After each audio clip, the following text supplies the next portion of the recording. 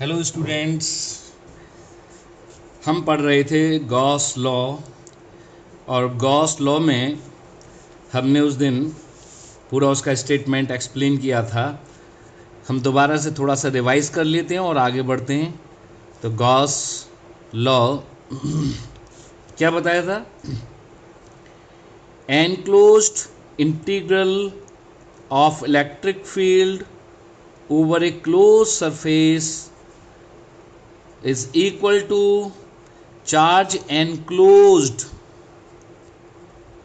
within the surface upon epsilon 0 for vacuum and epsilon 0 k for medium। जैसे एक close surface है, इसके अंदर चार्ज q है, तो इससे जो फ्लक्स फाई है, फाई इज इक्वल टू जो इस चार्ज की वजह से हर पॉइंट पर अलग अलग इलेक्ट्रिक फील्ड होगा और उस इलेक्ट्रिक फील्ड की वजह से यहाँ पर फ्लक्स होगा और वो फ्लक्स की जो वैल्यू है वो ई डॉट डी एस या तो surface integral of electric field से दिया जाएगा। और ये किसके बराबर आता है? हमेशा उसने ये प्रूव करके दिखाया कि ये इसके अंदर चार्ज अपॉन एप्सिलॉन जीरो से। तो ये जो रिलेशन है, इसकी हेल्प से हम किसी चार्ज सिस्टम की वजह से हम जो इलेक्ट्रिक फील्ड निकाल सकते हैं। तो सबसे पहले ज़रा हम कुछ चीज़ें यहाँ पर ये देख लें कि ये गॉस लॉ का प्रूफ क्या है। तो हम पहले प्रूफ ऑफ गॉस लॉ कर लें। प्रूफ ऑफ गॉस लॉ,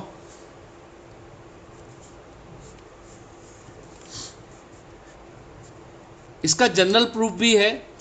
अब मैं जनरल प्रूफ करूँगा तो 12th के बच्चों को थोड़ा सा दिक्कत होगी, तो मैं एक स्पेसिफिक प्रूफ कर देता हूँ जनरली, जो कि आपके एनसीईआरटी की बुक्स में दे रखा है।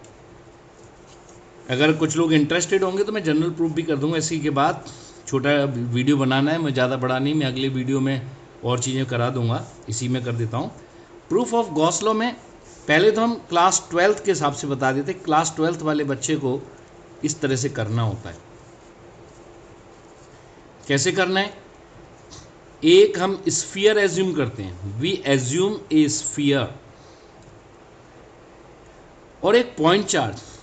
अब बच्चे फिर वही पूछने लग जाते हैं, सर आप पॉइंट चार्ज ही क्यों ले रहे हो? Because point charge well defined है, मुझे इसके बारे में हर चीज़ पता है, मैं इसकी इलेक्ट्रिक फील्ड जानता हूँ, इसकी वजह से फोर्स जानता हूँ, तब से मैं सिर्फ पॉइंट चार्ज को ही पढ़ रहा हूँ, पॉइंट चार्ज से ही सब चीज़ों को सॉल्व कर रहा हूँ, इसलिए मैं पॉइंट चार्ज को ही यहाँ लूँगा। तो ये पहला क्वेश्चन तो आपका यहाँ पर मैंने जो डाउट है वो क्लियर कर दिया कि मैं पॉइंट चार्ज ही क्यों ले रहा हूँ। तो गॉस ने भी सिंपल प्रूफ के लिए, और वैसे भी जनरल प्रूफ में भी पॉइंट चार्ज ही लेता है वो, बिकॉज पॉइंट चार्ज की जो जितनी प्रॉपर्टीज़ हैं वो नोन हैं, वो हम स्टडी कर चुके हैं, उनके बारे में हम पहले ही डेरिवेशंस कर चुके हैं। अब उसने क्या किया, एक आर रेडियस का एक sphere, suppose there is spherical surface of radius capital R small R, जो भी आप चाहो एज्यूम कर सकते हैं। अब उसने क्या किया, इसमें छोटा सा पार्ट ले लिया ds, और इस चार्ज की वजह से यहां इलेक्ट्रिक फील्ड भी ले लिया। इलेक्ट्रिक फील्ड वो जानता है, electric magnitude of electric field at any point on the surface will be 1 upon 4 pi epsilon 0 q by r square, ये हम जान रहे हैं। we assume a very small surface element ds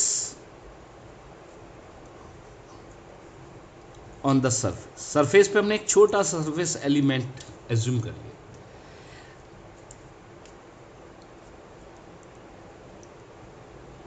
on this element, इस element पर क्या हो रहा है, ऑन दिस एलिमेंट, एग्जैक्टली यहाँ क्या हो रहा है, E and DS are parallel, दोनों पैरेलल हो गए। देयरफॉर D5 फ्लक्स कितना हो गया, E.ds, और ये कितना हो गया, EDS, क्योंकि थीटा क्या है 0, तो यहां पर थीटा की वैल्यू 0 हो गई। तो A डॉट बी क्या होता है, AB cos थीटा, तो E डॉट DS क्या होगा, EDS cos 0, cos 0 1, तो E डॉट DS EDS में कन्वर्ट हो गया सीधा सीधा। अब देखिए, अगर मैं ये कहता हूं enclosed integral net flux E.ds, ये था, वो दूसरी चीज तो मुझे लानी है निकाल के। E.ds किस में कन्वर्ट हो गया, EDS।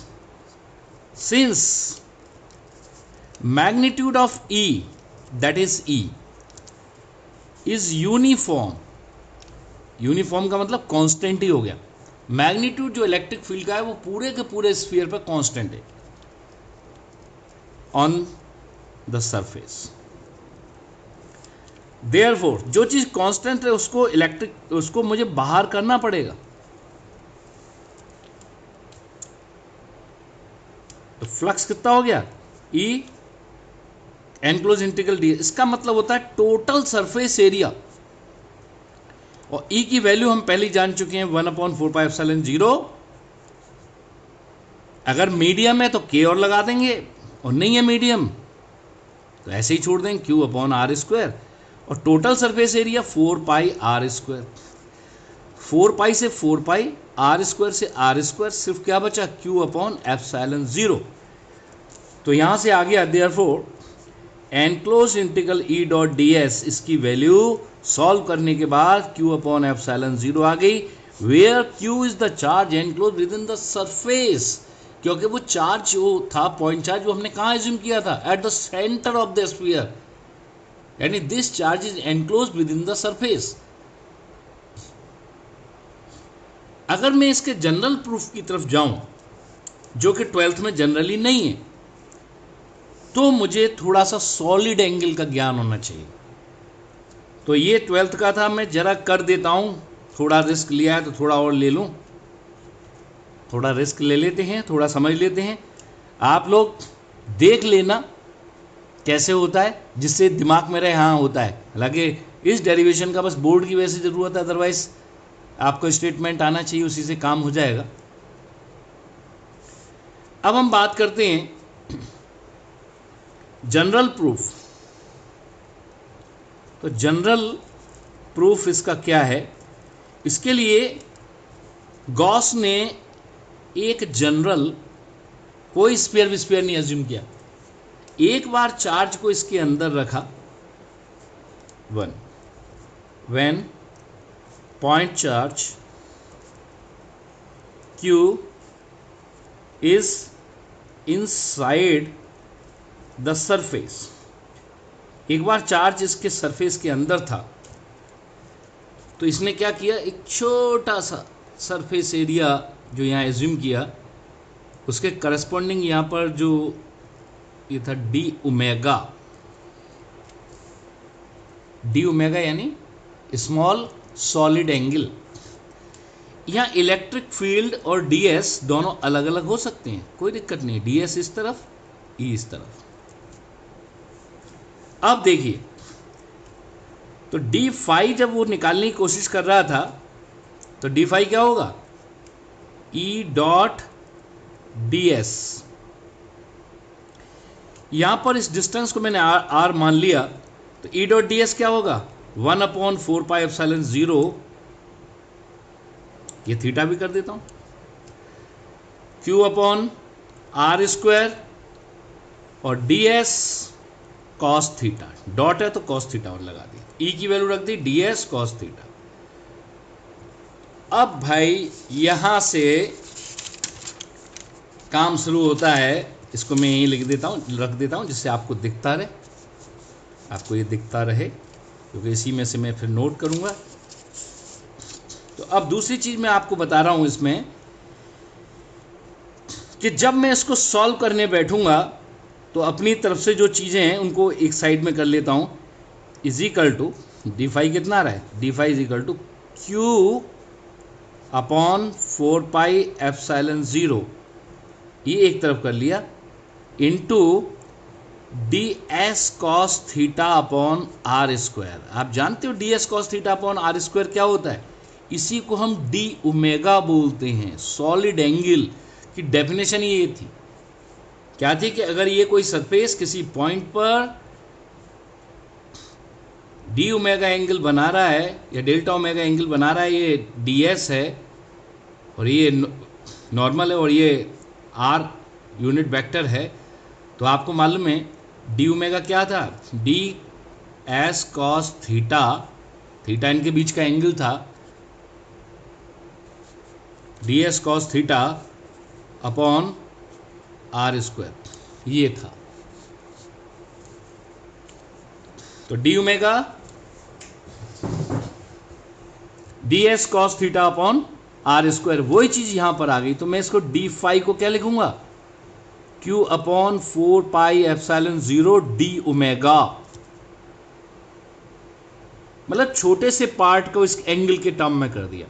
अब जब मुझे फाई चाहिए, फाई का मतलब क्या था, एनक्लोज इंटीग्रल ई डॉट डी एस, यानी पूरे सरफेस के लिए जब मैं ऐसे करूंगा तो मुझे सिर्फ Q upon 4 pi epsilon 0 D omega का इंटीग्रेशन करना है,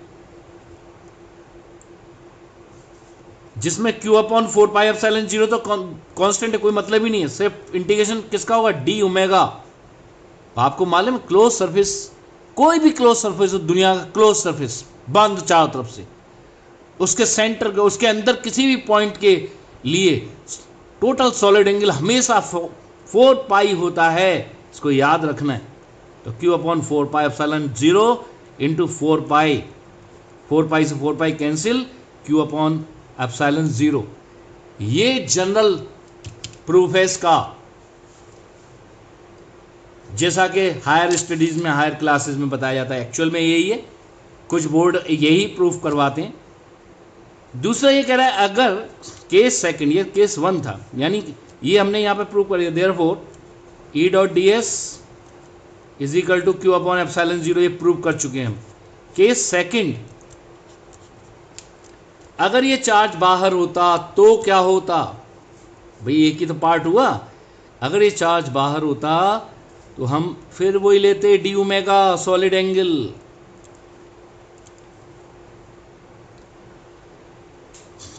इधर लेंगे डी एस 1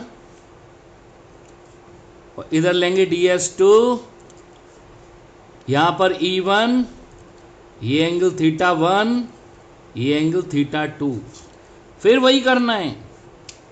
अगर मैं फ्लक्स देखूंगा इसमें टोटल, तो एक तो इधर से एक इधर से, तो अगर मैं कहूंगा डी फाई कितना होगा, इसमें दो फ्लक्स एक साथ दिख रहे हैं, E1 dot d s 1 plus E2 dot d s 2, एक साथ दो फ्लक्स आ रहे हैं। E1 डॉट डी एस 1 कितना आ रहा है, ये थीटा 1 एंगल लिया, ये नेगेटिव आएगा इस तरफ है और ये पॉजिटिव आएगा।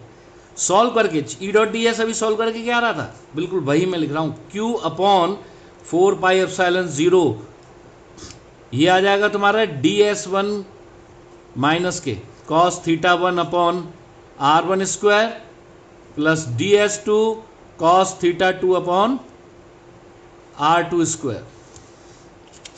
जब मैं इसको आगे सॉल्व करूंगा तो ये आएगा d phi is equal to q upon 4 pi epsilon 0, इसको मैं माइनस डी ओमेगा लिखूंगा, इसको प्लस डी ओमेगा लिखूंगा, नेट 0 आ जाएगा, इसलिए phi that is e dot d s enclose integral will be 0। किसी भी एक पार्ट में 0 है, हम देख रहे हैं, तो नेट क्या होगा, क्योंकि वो एक दूसरे को क्या कर रहे हैं, कैंसिल आउट। जितना एंटर कर रहा है फ्लक्स एक तरफ से, उतना ही फ्लक्स बाहर निकल रहा है। इसका मतलब बाहर जब चार्ज रखा है तो फ्लक्स 0 और अंदर चार्ज रखा है तो क्यू अपॉन एप्सिलॉन 0। ये जनरल प्रूफ है इसका, मैंने दोनों बता दिए। 12th वाले बच्चे एनसीईआरटी से जो पढ़ रहे हैं वो पहले वाला प्रूफ करें, बाकी सब कॉम्पिटिटिव बच्चे वो इस तरफ इसको जरूर देखें। अब इसके कुछ रूल्स हैं, कुछ इंपॉर्टेंट पॉइंट्स हैं।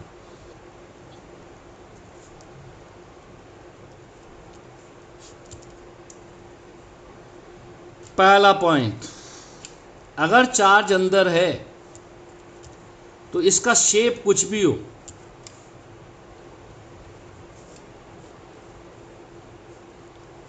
अगर सेम चार्ज, तो पहला पॉइंट क्या होगा, for closed surface flux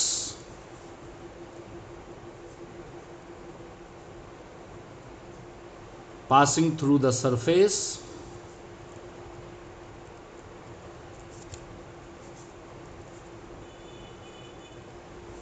is independent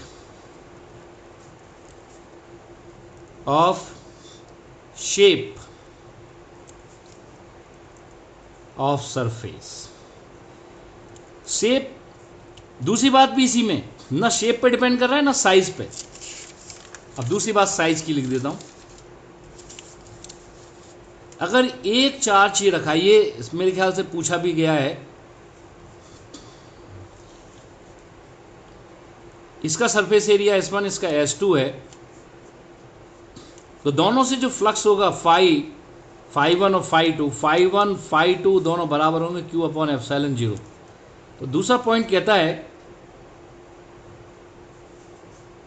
flux attached to a closed surface is independent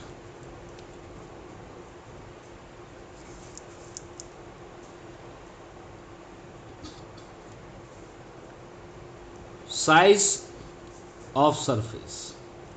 कोई मतलब नहीं है साइज क्या है, सिर्फ किस पर डिपेंड है, it depends only upon the charge enclose, it depends only upon the charge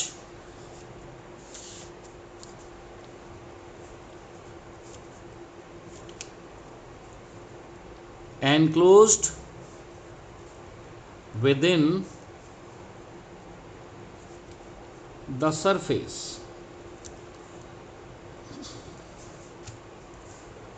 एक और पॉइंट हम इसमें बता देते हैं आपको,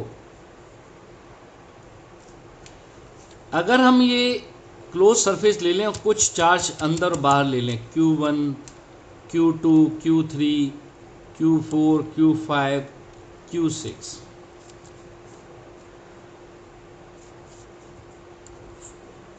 electric field on the close surface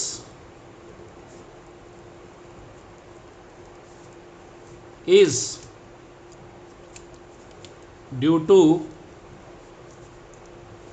the all charges present inside or outside the surface,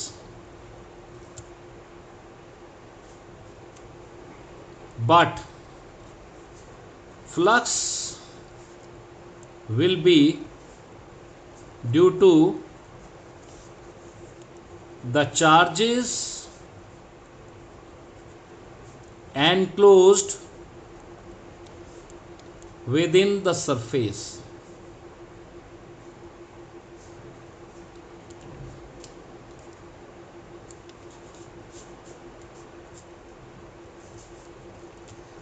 surface के अंदर जो चार्ज होंगे सिर्फ उसी की वजह से होगा फ्लक्स।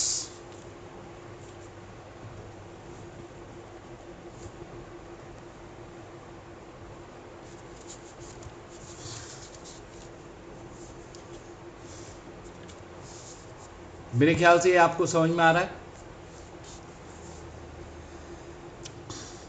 मैं चाहूं तो इसको प्रूव भी कर सकता हूं, अगर कोई मुझसे कहेगा प्रूव करिए, तो मैं क्या करूं, एक चार्ज बाहर एक चार्ज अंदर, एक एक ही ले लेते हैं। तो अगर मैं कहूँगा फ्लक्स बताइए, फील्ड तो दोनों की वजह से होगा, किसी भी पॉइंट पे फील्ड निकालूंगा तो फील्ड दोनों की वजह से होगा, लेकिन फ्लक्स क्या होगा, φ1 प्लस φ2, इस चार्ज का फ्लक्स प्लस इस चार्ज का फ्लक्स भी सबका है, लेकिन हम पहले ही बता चुके हैं बाहर वाला charge net flux zero produce करता है। अभी मैंने डेरिवेशन जो जनरल था उसमें बताया था। तो बाहर अगर कोई चार्ज रखा है तो उसका फ्लक्स जीरो होगा, सिर्फ अंदर वाले चार्ज का होगा।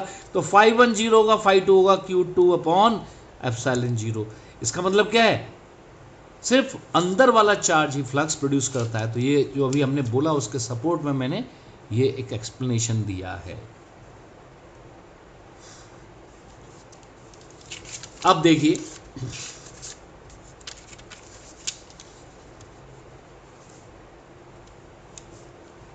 कुछ पॉइंट्स, अगर ये कोई सरफेस है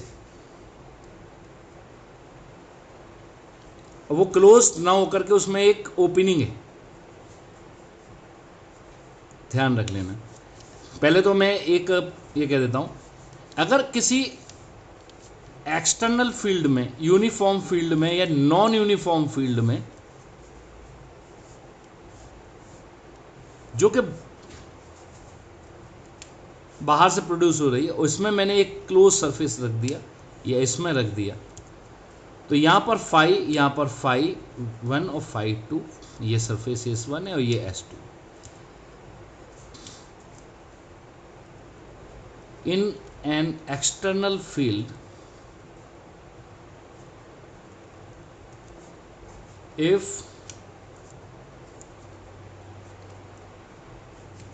a closed surface is placed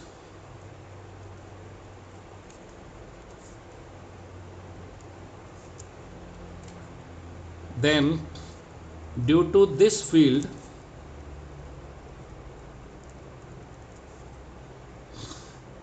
the flux passing through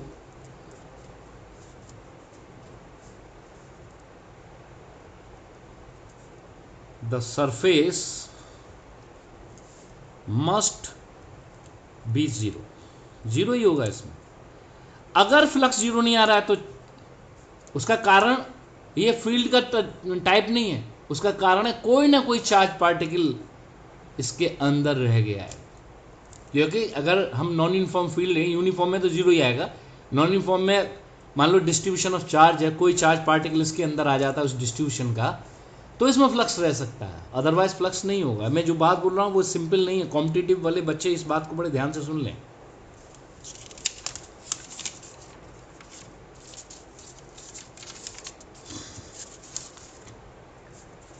अब मैं इसके बाद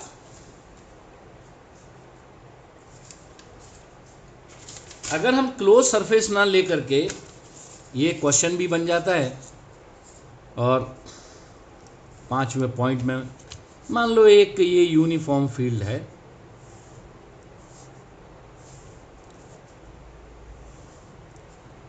और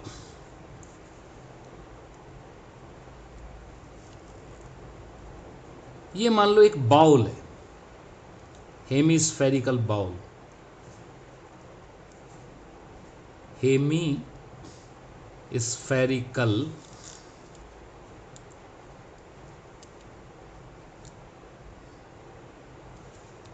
बाउल, ये सरफेस है, ये खुला हुआ है इधर से। अगर आपसे कोई पूछता है कि इसमें कितना फ्लक्स अटैच होगा, इस सरफेस से कितना फ्लक्स एंटर कर रहा होगा,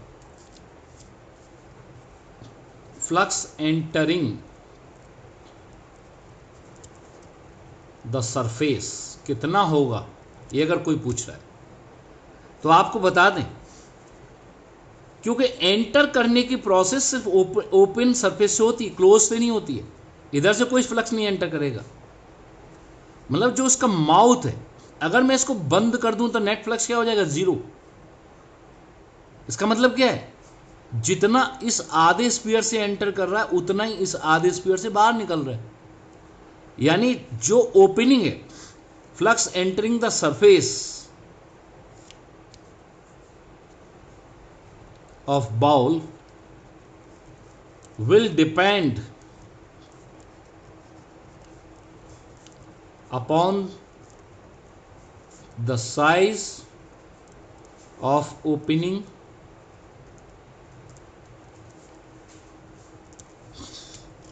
एंड इलेक्ट्रिक फील्ड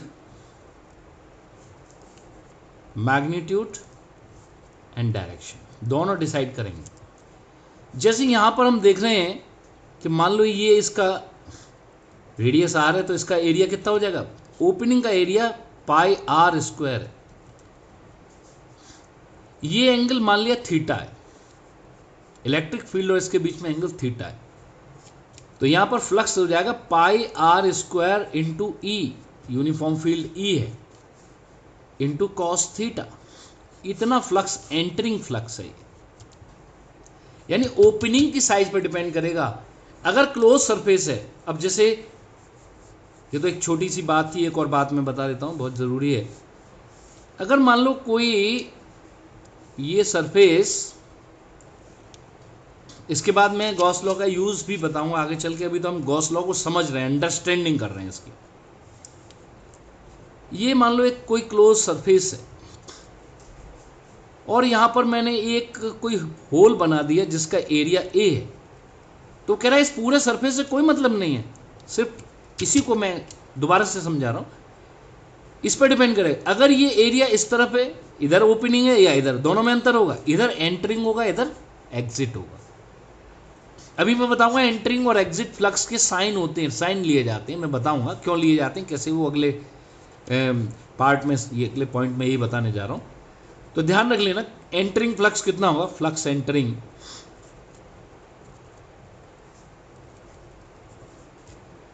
इस ए पे डिपेंड करेगा और इस थीटा पे, जो इसके एक्सिस का जो एंगल है, तो ई ए कॉस थीटा इतना होगा।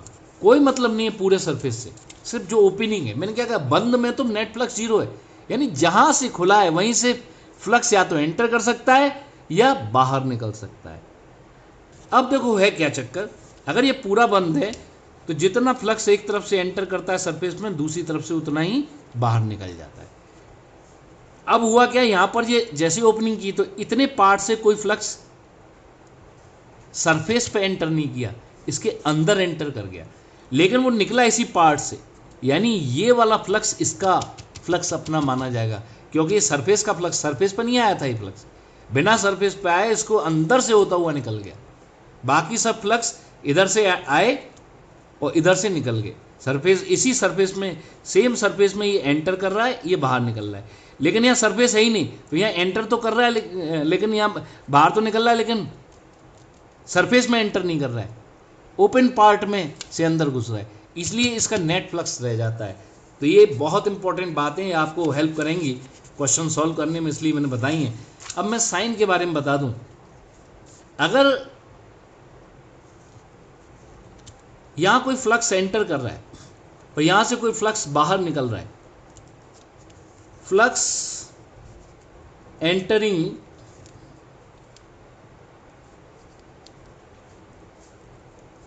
the surface is taken as negative, क्योंकि आपको मालूम है इलेक्ट्रिक फील्ड लाइंस हमेशा पॉजिटिव से नेगेटिव, यानी ये एंटर तभी करेगा इसमें जब, आपको मालूम है इलेक्ट्रिक फील्ड लाइन किधर से आती है, प्लस से माइनस, यानी यहां पे कोई, अगर मैं सिर्फ देखूं कि फ्लक्स एंटर कर रहा है, कि वो एंटर तभी कर रहा है, यहाँ पर एज्यूम कर लेंगे कोई नेगेटिव चार्ज होगा, क्योंकि सरफेस के अंदर घुस रही है, यानी यहाँ कोई नेगेटिव चार्ज की वो उम्मीद कर रहा है। तो फ्लक्स एंटरिंग हमेशा क्या हुआ, क्योंकि इलेक्ट्रिक फील्ड लाइंस अगर इस पॉइंट की तरफ आ रही हैं, इसका मतलब नेगेटिव चार्ज की तरफ आती हैं, और दूर जा रही हैं, इसका मतलब ये पॉजिटिव चार्ज की वजह से। तो flux entering the surface is taken as negative and flux coming out of surface